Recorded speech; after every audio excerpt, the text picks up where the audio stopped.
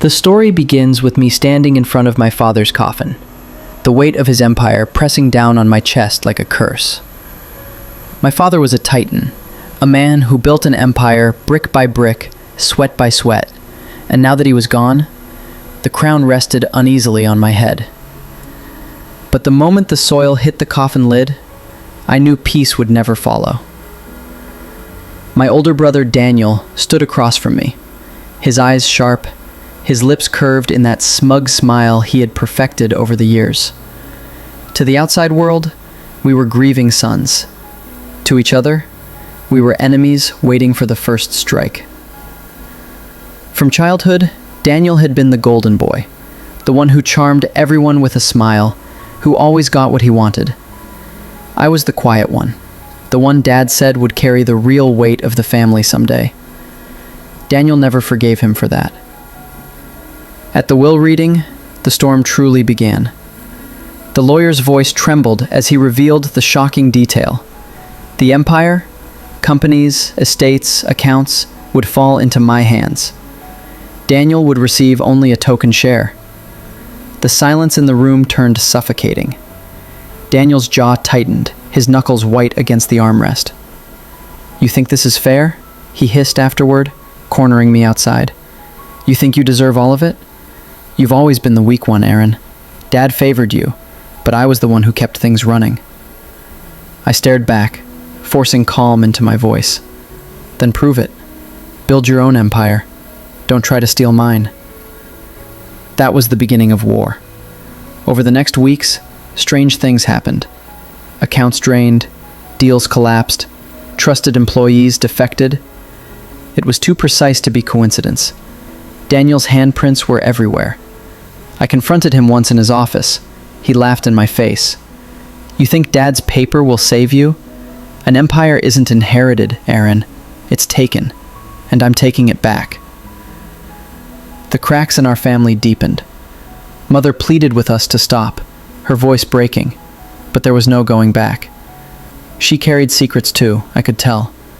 Her eyes avoided mine whenever Dad's name came up. Then one night, searching through Dad's old study, I found a locked drawer. Inside, a faded envelope with only one word on it. Truth. His own. To protect me. To protect all of us. The name echoed in my mind like thunder. Michael. The next days were chaos. Daniel somehow discovered I knew. He cornered me, rage dripping from every word. "So you think this changes anything? That letter means nothing. Dad raised me.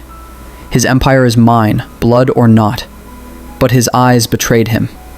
He already knew." The tension exploded the night I heard noises downstairs. I grabbed a flashlight and descended into the darkened study, only to find the safe forced open, documents scattered. Daniel stood there, holding the very letter I had hidden. "You were going to use this against me," he growled. I shook my head. "I wanted us to face it together. Don't you see? This fight isn't about inheritance anymore. It's about who we are." But before either of us could speak further, the front door slammed open. A figure stepped in. Tall, broad-shouldered, with eyes that glowed like cold steel. The face from the old photograph my mother once showed me. "Michael," she gasped from the stairs, her voice trembling. "Yes," he said, his lips curling into a sinister smile. "The past always finds its way back." Time seemed to stop. Michael, the man my mother once loved, the man who was Daniel's true father. He raised a gun, pointing it casually at me. "You," he sneered, "the thief who stole everything that should have been my son's." My breath caught. "Your son? Daniel isn't part of this family. My father raised him." Michael's smirk widened. "Exactly. He raised my son. My blood. And now it's time he takes what was always his." And then it clicked. The precision attacks, the inside knowledge, the way Daniel had suddenly grown ruthless in business. "You've been helping him," I whispered. Michael didn't deny it. Daniel stepped forward from the shadows, standing beside him like a soldier at attention. "I knew all along, Aaron. He's my real father. He guided me. Everything I am now, it's because of him." The betrayal cut deeper than any knife. Mother sobbed, begging, "And now Michael is using you, Daniel, just like he used Dad." Daniel's jaw tightened. Doubt flickered again. He demanded proof from Michael. In frustration, Michael handed him the ledger. Daniel flipped through it, his face pale. Then suddenly, with a roar, he smashed it against Michael's jaw. "Don't call me your son," he spat. "Dad raised me. You didn't. You're just a parasite." Michael's mask shattered. Rage consumed him. "Ungrateful boy, you think you can survive without me?" Gunfire erupted. Shouts echoed. But then, the front door burst open again. Police swarmed in, guns raised. My mother, tears on her face, whispered, "I called them. I should have done it years ago." Michael was dragged away, screaming, "This isn't over!" For a moment, it seemed like the nightmare had ended. But days later, news broke. Michael had escaped during a convoy attack. Officers dead. Michael on the run. We knew he would return. And he did. 3 nights later, under the shroud of darkness, Michael stormed the estate once more. Gun in hand, eyes wild. "You think you can erase me? This empire is mine. I'll burn it to the ground before I let you have it."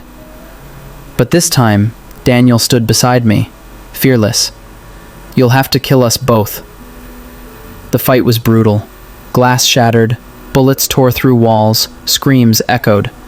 But together, for the first time, Daniel and I fought as brothers, covering each other, protecting each other.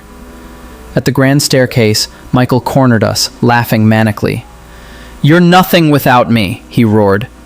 Daniel lunged. They tumbled down the stairs. When the dust settled, Michael lay broken at the bottom.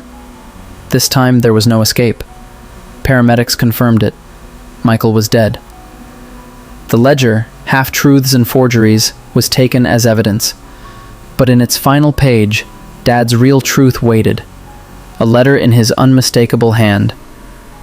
"Daniel, you are not my blood, but you are my son. Aaron, you are my heir. Legacy is not wealth. It is choice. Together, protect it. From men like Michael, from yourselves." Tears blurred Daniel's vision.